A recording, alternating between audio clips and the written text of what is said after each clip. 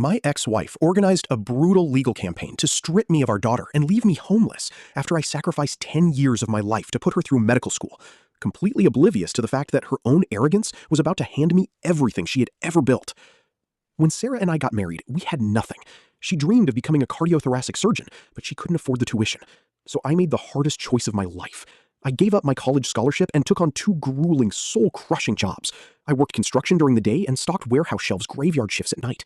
For 7 straight years, I lived on 3 hours of sleep, coming home utterly exhausted just to take over caring for our newborn daughter so Sarah could study in peace. I skipped meals and wore thrift clothes so she could afford her textbooks and board exams. I gave her the absolute best years of my youth.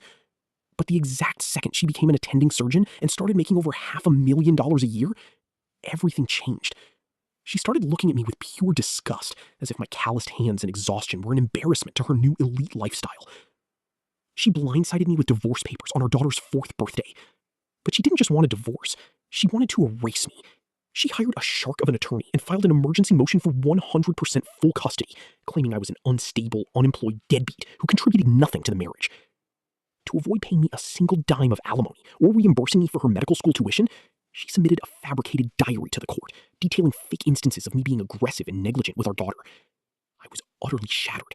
My accounts were frozen, I was sleeping in my truck, and I was terrified I would never see my little girl again. But while reading through her fabricated court documents in the dark cab of my truck, I realized Sarah made one catastrophic, irreversible mistake. In her desperate attempt to prove I was a terrible, neglectful father, she meticulously documented specific dates and times in her fake diary where she claimed I had abandoned our daughter. She completely forgot I had hardwired smart security cameras into the living room and nursery 2 years prior. The footage was automatically backed up to a secure, private cloud server that only I had the admin password to. I didn't say a single word. I let her walk into the final custody hearing wearing a designer suit, fake crying on the stand as she read from her diary.